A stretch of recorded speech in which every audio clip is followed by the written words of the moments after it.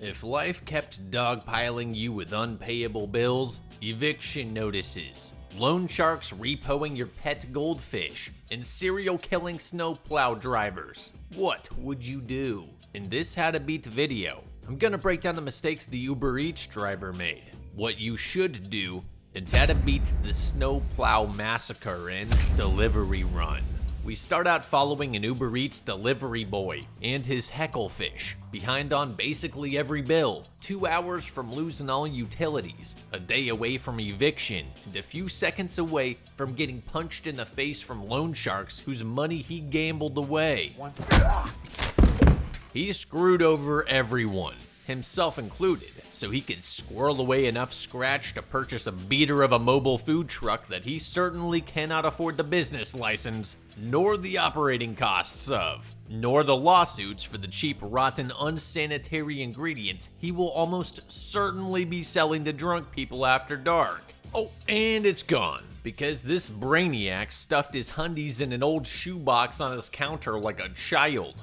What an idiot. I can't wait to see how the writers work up this man-child who could barely keep his goldfish alive into somehow properly managing himself within a serial killer's rampage. Dude's got no shot. Hell, he might not even make it the next 2 minutes without 2 broken kneecaps. Nah, the goons smash his fishbowl, make their threats to his life, and leave. Before he can exhale a sigh of relief, the power shuts off. Our boy, Lee, throws his fish in a bag, collects some house crap, and heads down to the pawn shop for investment capital to grow his company, aka selling a beat-up coffee grinder for 20 bucks cash, just enough gas money to cover one big food delivery run payout. It's an urgent delivery of donuts. Of course he gets stuck behind a big slow snowplow. Just his luck. Lee finally overtakes him on the left, upshifts, and makes the delivery on time.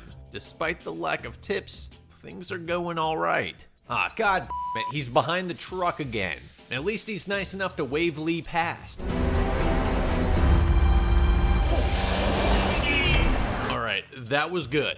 Touché, Mr. Snowplow, touché. Lee pulls off to hang back for a bit and chill out. When he hits the road later that night, he runs into a dead end. Streets closed, pizza boy! Psycho? Luckily, a state trooper pulls up behind Lee, forcing the trucker to settle down and move out of the way. I'm sensing some pent-up aggression from Mr. Snowplow on account of the aggressive revving that he was doing. I know Lee is down bad and doesn't have the luxury of hanging up his hat for the night. But man, that's the 3rd incident of road rage with this trucker tonight. That's not a coincidence. You're effectively being tailed and taunted by a trucker, a deranged loner, and a snowplow following you on a remote, snowy road at night is an active threat as far as I'm concerned. Personally, I think you should have at least told the trooper, who you seem to know, that this trucker had been driving aggressively, attempted to run you off the road, and has been following you, and that he should run the man's plates and stop him for a chat. At least put it on record that the trucker is suspect number 1 if your car happens to end up crumpled in a ravine off to the side of the road tonight. At least head back to the diner or next to the local police station until the morning and let this situation cool off. Nope, Lee gambles all his money away again, then hits the road. The snowplow pulls up behind him for the 4th time. I think when the road opened up, he should have gotten parallel with the truck and hit the brakes to let him fly by. Being behind the truck is a vastly safer position to be in. Instead, Lee chooses violence with a man who's driving a god tank. It'd be one thing if you shot out his tire, but throwing your latte? All he's gotta do is hit the windshield wiper and he's back on your ass. The cardinal rule is to not f with people who can easily kill you. Lee seems quite proud of that move, until the truck drops its plow and rams into the back of him. The trucker backs off and shuts his lights off, disappearing into the night. Lee panics, yelling, "Oh geez, where did he go? Where did he go?" Well, he's still right behind you. He just turned his lights off. It's a good thing this psycho is intent on toying with him, because otherwise Lee would be roadkill. Actually, his survival probably has more to do with that other driver on the road. See, he can't force Lee off the road without then having to kill another car full of people, who would very well have immediately called the accident in. It's the classic Red Dead Redemption 2 problem of a forced, endless chain murdering of witnesses, then the witnesses of those people's murder, and the witnesses of those people's murder. And pretty soon, you're at war with the entire county over a petty fender bender. It happens. Back into the safety of the populated town, Lee sits in for a drink between orders. His cop buddy is there, which he does tell about the attempted murder. Though without a license plate number or any form of description, there's really nothing that the cop can do. The license plate was fairly snow-frosted over. I still think Lee could have provided a description though. The blue color with the white stripe, its white-colored bed, fairly unique V-shaped yellow but worn plow which was dented on the front top, its two hood-mounted lights, the fact that the license plate was snowed up, the chains hanging off from the side, the roads that you saw him on which could help to narrow in on permitted or contracted snowplows. I mean, the cop saw the truck too. It'd be enough of a description that the cop might be able to identify it if they cross paths in the future. Another order pops in, all the way up the dark and spooky Greenwood Mountain. Of course Lee accepts. How else is he gonna afford a new home for little Reggie? Reg can't keep living in a plastic bag. So what if a trucker's attempting to murder you? I'll tell you what, Lee is cruising for a bruising. If I had to guess, the trucker knows that you work for UberEats or Rabbit Eats. God, how demeaning of a name. Go on, little rabbit. Anyway, the trucker knows on account of your car sticker. What better way to mitigate that witness chain murdering pickle than to order some Chinese takeout up into a secluded, hard to get in and out of mountain lodge? And the dumb fell for it. How the hell did Lee not see or hear this truck roll in?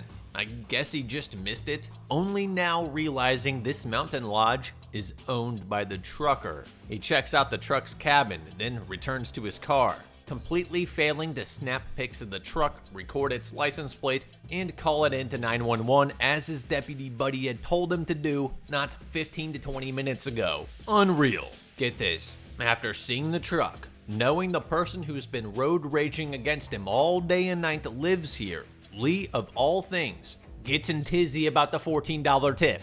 Not the fact that the guy who lives here is a psychopath, but that he only gave him a $14 tip. You'll be lucky to survive the trip back into town, bro. $14 is more than most of the other customers had gave you anyways. If only Lee had kept that knife that he sold at the pawn shop at the beginning. Then I'd say he could cut the trucker's tires right quick and dip out down the mountain while reporting the truck to the police. I think his only option is to leave and just hope this dude does not hop in the truck and chase him. Oh, sorry, looks like I forgot another option, which is to go bang on his door until it pops open, enter his home uninvited while shouting demands for money. How could I have missed such an intelligent play like this? Obviously, this is not how you file an insurance claim or a police report. Great going. Now Mr. Snowplow has legal grounds to murder you. Lee spends about 10 minutes navigating this labyrinth of a home in search of the owner. What he finds is a crying woman chained up in a closet.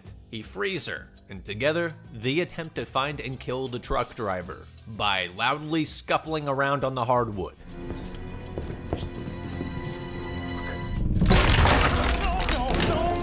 Wow, how did he know where we were? When the two of them break out of the house, the woman stops to hammer that snake cross metal thing, but gets axed before she can. Here's your tip, you filthy animal. I don't know what she was thinking. I'm not stopping in the middle of that courtyard to do whatever she was doing. Lee hops in the yellow Camry and rips out of there. You gotta wonder why this guy is not trying to chase him down as fast as possible considering the murder that you just witnessed. Maybe it's because while you were dicking around in the house, he sabotaged your vehicle. Or maybe he just knew you were an idiot who was driving on E all the way up here. Lee cannot help but stare into the rear view searching for the truck with his foot matted to the floor, causing him to nearly plow into the state trooper. This whole interaction is quite frustrating, because Lee, for the life of him, cannot clearly articulate the situation. It's just nonsense like, Nathan, you don't get it.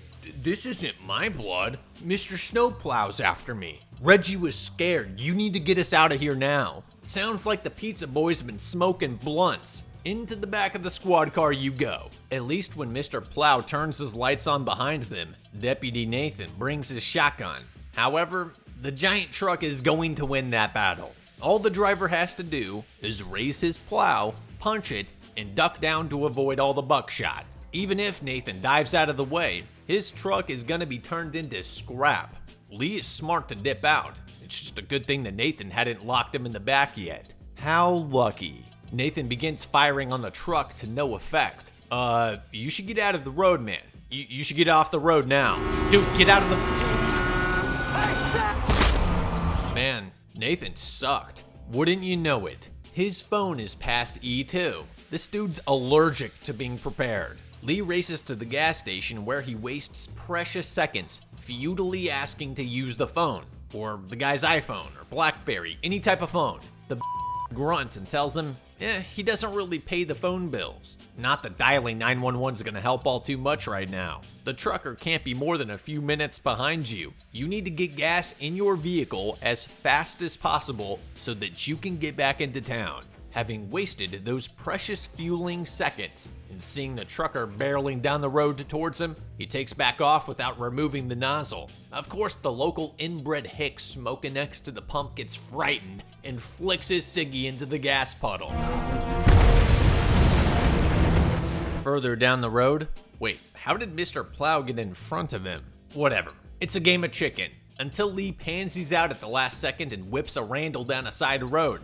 A very icy side road. Lee spins out just as the trucker rounds the bend.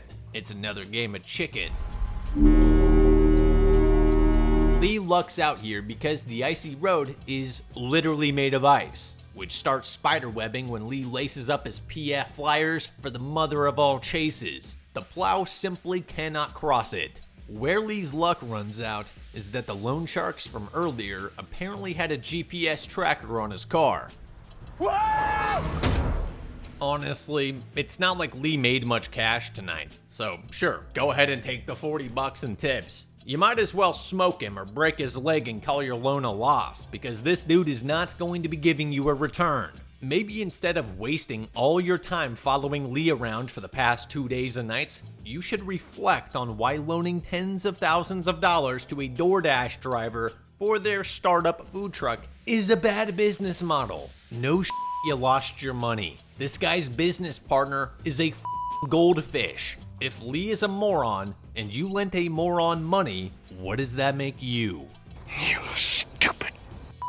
Did you guys not even hash out terms? If Lee's whole idea is to use their loan to buy a food truck, why not wait to acquire the loan until you can buy the food truck?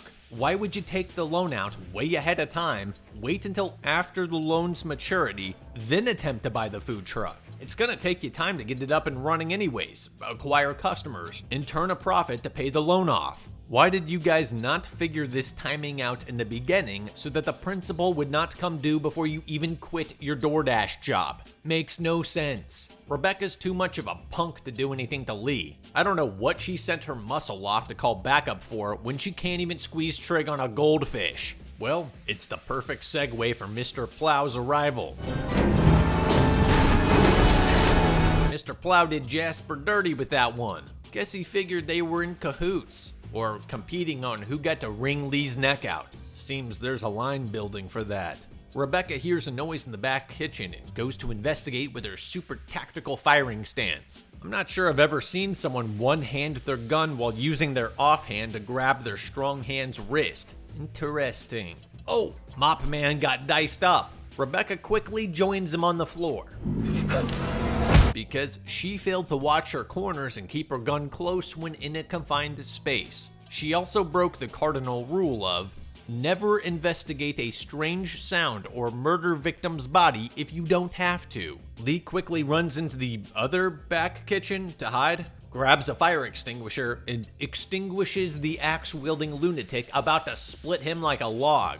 With the killer subdued in a cloud of white gas, Lee grabs the pizza order, steps over Rebecca, walks past the loaded firearm and into his low-on-gas, sputtering beater. This situation would be easily and quickly resolved by merely picking up the pistol, ensuring that it wasn't a blank-firing replica or squirt gun as petty criminals are known to often use, rushing out the front door, ducking to the side, waiting for the trucker to walk out after you, then dumping your Thule's entire mag into his body.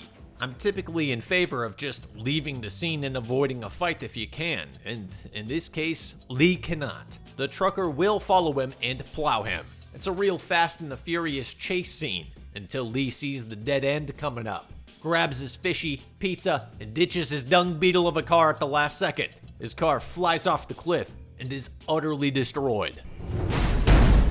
Gives a new meaning to dead end. Mr. Plow attempts to brake, but he's built up too much speed.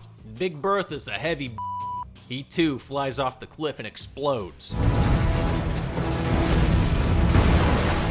What did he have in the bed of the truck? Ammonium nitrate? Jesus. Well, that was lucky, and in no way a satisfying conclusion to a redemption arc for Lee. He's still the same bumbling jabroni. He just happened to flip a quarter which landed on the right side. Oh no, the trucker's still alive, grabbing Lee's ankle to pull him down off the cliff too. Surely Lee will have to overcome this obstacle using every ounce of wit and character. His brain finally realizing it can work to keep him alive. Nope, he just forgot to tie his shoes, which slipped off when the trucker grabbed them. Amazing. Now, without a vehicle for shelter and heat, Lee will need to use his brain to create heat sources. He'll have to calculate out a dead reckoning in order to back travel to the pizza restaurant. Various survival disciplines will need to be applied so he doesn't freeze to death in this remote, inhospitable, frigid area out in the outskirts, where roads that seemingly end in cliffs are secured with a thin piece of chain link. God. The news is naming this murder spree as the SNOWPLOW Massacre. Clever. Lee delivers his last Rabbit Eats order, tells his boss to suck it, then heads down to the local pawn shop where he sells the trucker's shitty metal cross thing for apparently the $20,000 he needed to buy the food truck with. If a pawn shop offered me $20,000 for that hunk of garbage, I might hold on to it to see if it has magical properties. $20,000 for that is the most unrealistic part of this entire movie. Lee has his happy ending as a proud new mobile food truck business owner. I gotta be honest, I cannot stand that Lee came out on top here. He's simply undeserving of success. This is the type of dude to get poison ivy on his asshole and end up marrying Eva Mendes. This is an unmeritocratic anomaly that must be stopped. Ultimately, had the trucker not played with his food and plowed Lee into a ditch early in the game, Lee would have taken his rightful place in the dirt. For that reason, I'd say the DoorDash driver in Delivery Run could have been beaten. Moral of the story, take the loan out when you actually intend to use the money.